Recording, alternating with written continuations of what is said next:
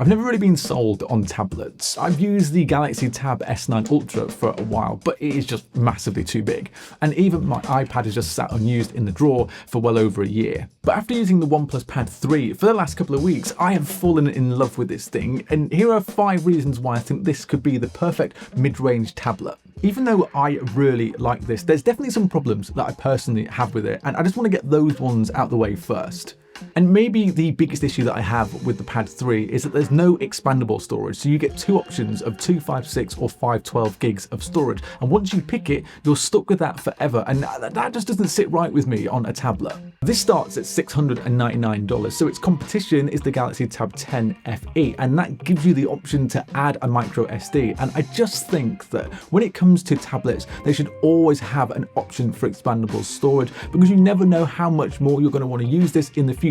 So that is slightly disappointing. But let's just ignore the fact that you can't use that expandable storage, which, yeah, granted is annoying, but look at the daily use of this tablet and it holds up so well. The design I'm a big fan of. It's thinner than the Pad 2 and the build quality is premium with its frosted aluminium back. And let's just marvel at this blue color for a second. Now, this is Storm Blue, and this might be one of my favorite colors that I've seen on anything in quite a while. I love this color. I wish the bezels on this thing were just a bit smaller than they are, but the display really makes up for it. It's got a bigger display than the Pad 2 at 13.2 inches, but it is only an LCD display, and I'm usually one of those people that thinks that they always need an OLED, but the LCD display that OnePlus have given us on the Pad 3 is really impressive.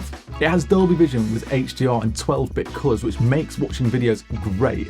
The colors look lovely and the whole display pops, and it gives you the vibe of a much higher end display than it actually is, and because it's bigger than last year's generation, you feel a lot more immersed in what you're actually watching. It's also 144 Hz, which is the same as last year, but it is better than its competitors like the Galaxy Tab 10 FE, and going round the UI feels so smooth, and I feel that the 144 Hz gives you an impression, again, that this is a much higher end display than it actually is.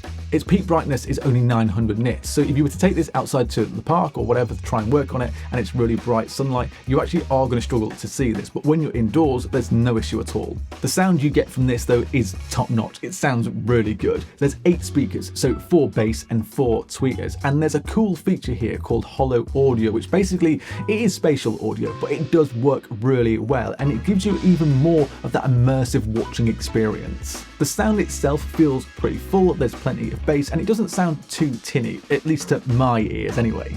Now, you pair those speakers and display together, and this thing is really good for gaming, and it can play most games at full graphics without any sort of problems at all, and that's because this is running the Snapdragon 8 Elite, so almost anything you throw at the Pad 3, it will handle with ease. I'm a bit of a sucker for COD Mobile, and I might not be very good at it, but it can run at its highest graphics setting, and it can also do the same for games like Fortnite, and OnePlus says that the CPU performance here is 40% quicker. This has also got a vapor chamber inside, and OnePlus said that after an hour of gaming that it ran 3 degrees cooler than its closest competitor, but didn't even tell us what that closest competitor was, so it could be anything. But essentially you can throw some high graphic games at this and it's going to run cooler for longer, and that's pretty good. The battery on this thing is also great, and it's a pretty good upgrade over the Pad 2. It's now 12,140 milliamp hours, which is 2,000 milliamp hours bigger than the last generation, and OnePlus says it can handle 6 hours of AAA title gameplay and up to 17 hours of long video playback. And of course, I've not been able to test those exact numbers that OnePlus gave us, but after a couple of weeks of using this for gaming, just watching those long videos and a little bit of general tablet use, I've had no problems with this at all. And even if you did have a problem with the battery and you feel like you need to charge it, you can charge it pretty quickly because it comes with that 80-watt SuperVoot charging. And sadly, I didn't get a charger in the box here in the UK, but if you pick this up in the US, you will do. And once it's charged, it also has up to 70 days of standby battery life. Multitasking is where I kind of suck when it comes to tablets. I never use it enough, but the multitasking on the Pad 3 is very good. Open Canvas is something that I've not used before, but I really like it. You have the option of those 3 apps side by side, or you can hide a full page app just below the screen of the 2 and then tap on that to bring up a more full screen app experience still while multitasking. And if you're constantly switching between the same 2 apps, you'll even see a pop-up at the top of the screen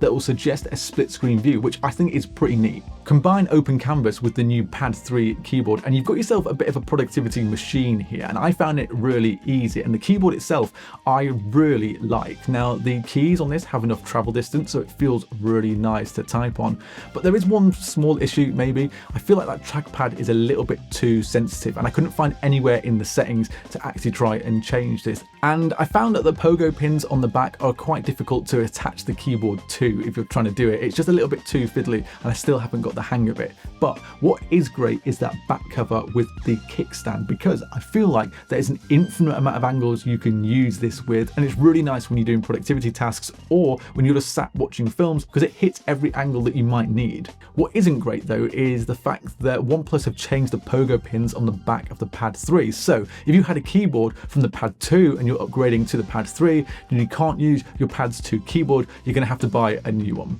Oh, and let me mention this quickly. The keyboard has an NFC tag on it. So if you have a OnePlus or Oppo phone, you can share your photos directly to the Pad 3 just by tapping it here. And this is really nice. I've complimented the Pad 3 a lot and it deserves it because it's a really good tablet, but there are a few things here that are maybe a little bit annoying. The only way to unlock this thing is through face unlock, which when it works is great and it's actually perfectly positioned. It just doesn't work well all of the time. And because there's no fingerprint reader to unlock this, it makes it really irritating, especially in low light when that face unlock just doesn't really work. And talking of face unlock, that kind of moves me on to the cameras. The rear camera has been moved, so it's in a much nicer place now, and I think looks much better than the rounder ones on the Pad 2. But sadly, the camera itself isn't great. I suppose tablet cameras in general are never good, so the Pad 3 isn't alone in that, but I do wish that the 30 megapixel camera was just a little bit better than it is. And then we come to the 8 megapixel front-facing camera, and I've got to say it's not great. It's quite soft and there's no detail in this at all, which I suppose is fine if you're going to be using it for online video calls, but if you're going to record any video with this, it is only recording at 1080p. And a lot of the time when I've been sharing these videos to my Mac for this video, the voice has been out of sync with the video, which is a bit annoying. So I'm hoping that OnePlus can fix that in a software update, because it's a little bit hit and miss, but it does make using that front-facing camera a little bit of a pain. Overall, I love the OnePlus Pad 3. I feel like you get everything you need and you don't have to go and spend a huge amount of money. And I'd argue that even without its expandable storage, this might just be the best mid-range tablet that you can pick up at the moment. And OnePlus will give you 3 years of Android updates, which I think could be better, but you do get 6 years of security updates. Let me know in the comments what you think of the Pad 3. I think this is something that I'm going to use for a while. I don't think you can get much better for the price. Now, before you head off, why not subscribe to the Android Authority channel? And if you do that, then I'll see you in the next video.